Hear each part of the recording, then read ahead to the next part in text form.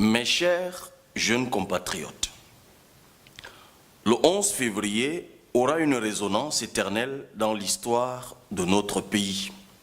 Ce jour, faut-il le rappeler, eut lieu en 1961, le plébiscite onusien au travers duquel certains Camerounais exprimèrent la préférence de leur attachement au Nigeria voisin, ce qui entraîna une modification des contours du territoire national. Mais c'est également ce jour qui fut consacré 6 années plus tard, en 1967, à la célébration de la jeunesse. Le thème choisi cette année-là fut « Jeunesse et prise de conscience ».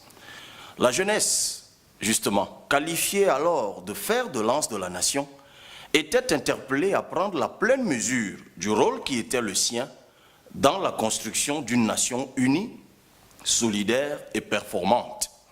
Eh bien, nous y sommes encore. Et les jeunes anglophones, dans ce contexte de crise qui perdure, sont indiscutablement une partie de la solution de crise. La paix dépend d'eux. Ils ont besoin de la solidarité de leurs congénères francophones afin que leurs aspirations profondes et légitimes soient entendues dans un contexte de dialogue pacifique auquel leur participation est indispensable. À la tentation de la révolte ultime, il faut opposer la destinée commune, si chère à nos illustres ascendants. C'est fort de cela que je joins ma voix à celle de l'Anglo-Saxon Youth Council of Cameroon, cette association qui appelle à la libération des 143 jeunes anglophones détenus provisoirement dans le cadre de cette crise, ces jeunes qui acceptent désormais de se constituer en artisans d'une paix concertée. Chers compatriotes, chers congénères, 2018 est un rendez-vous historique avec la démocratie, eu égard aux 4 échéances électorales annoncées. C'est une opportunité politique unique. La population camerounaise, selon le rapport définitif du 3e recensement de 2005, est caractérisée par son extrême jeunesse. L'âge médian de la population est de 17,7 ans et l'âge moyen se situe à 22,1 ans. La population ayant moins de 15 ans représente 43,6% du total, tandis que celle de moins de 25 ans représente 64,2%. Aujourd'hui, la tranche d'âge, comprise entre 15 et 45 ans, se chiffre à plus de 10 millions d'âmes. Nonobstant ces statistiques implacables, la jeunesse ne joue dans l'ordre politique camerounais qu'un rôle participatif, instrumental et résiduel dans les organisations et la décision politique. Objet de décor dans le champ et le discours politique, les attentions séductrices auxquelles la jeunesse a droit sont en réalité la parure qui enveloppe une stratégie de mise à l'écart des cadets sociaux. En conséquence, elle doit faire face, cette jeunesse, à un chômage criard, à un sous-emploi record, à un système éducatif controversé, à un système de santé déficient, à la patience illimitée à l'ombre des aînés, aux représailles de la témérité, au désespoir de l'ailleurs. Ces jeunes qui, par leur intrépidité, réussissent comme des miraculés à braver la précarité au prix parfois d'indicibles sacrifices, se comptent sur les bouts des doigts. Beaucoup d'autres, désemparés, font par dépit des choix aventureux. En clair, la jeunesse, dans sa grande majorité, souffre, étouffe, désespère. 2018 nous donne l'occasion de mettre un terme à ce supplice générationnel. La condescendance passéiste doit céder devant la force du désir d'avenir. L'inertie conservatrice doit être substituée par l'énergie novatrice. Il n'appartient qu'à nous, jeunes, indistinctement de nos chapelles partisanes, d'en décider. Dans cette veine, les jeunes Camerounais disséminés par millions dans la diaspora, eux, dont la compétence force tant le respect en 1000 lieues, doivent eux aussi s'impliquer de façon décisive dans la vie politique, afin de raviver in fine en la patrie son instinct maternel vis-à-vis de tous ses enfants, où qu'ils se trouvent et d'où qu'ils viennent. Notre patrie, comme il y a 70 ans, a ardemment besoin de ses filles et fils intelligents et courageux. Tenez quelques références historiques.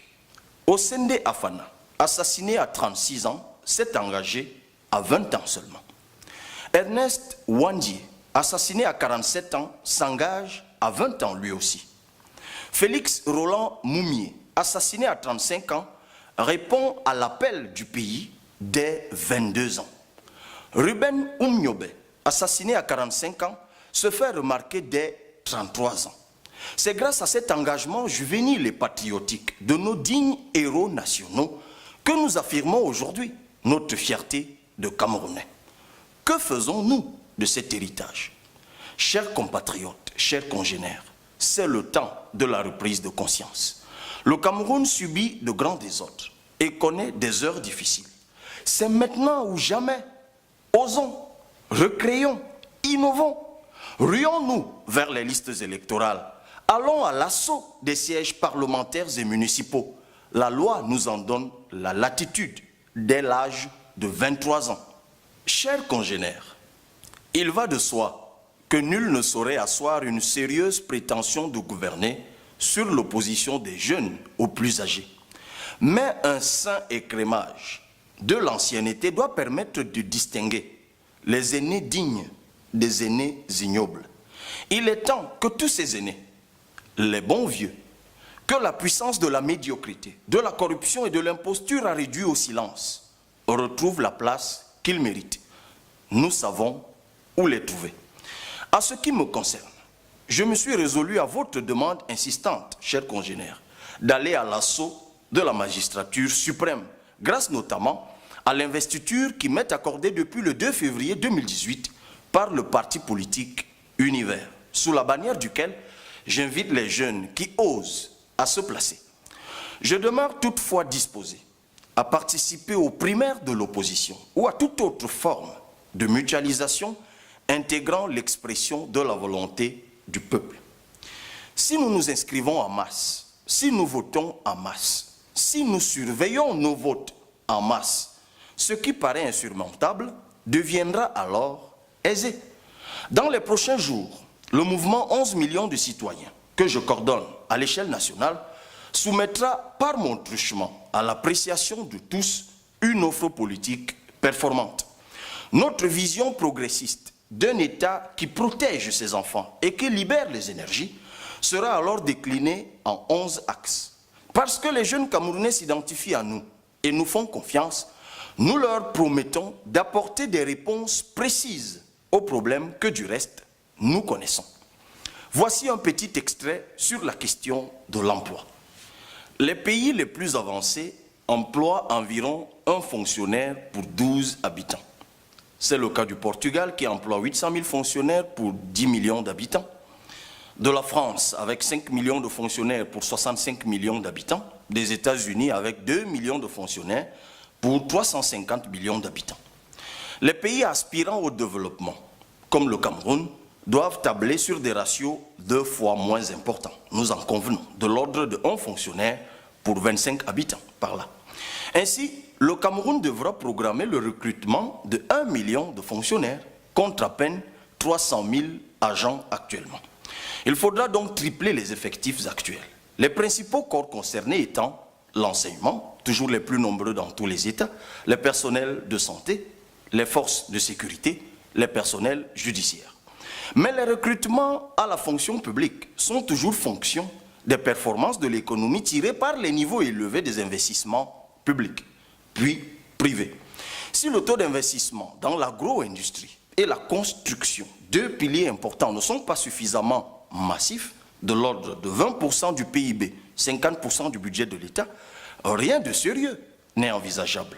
Car l'État, comme n'importe quel particulier, ne peut recruter qu'ici a de ressources pour payer ses recrues.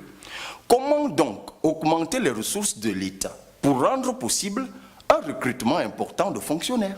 En fait, pour créer un emploi public, il faut au moins 5 emplois privés.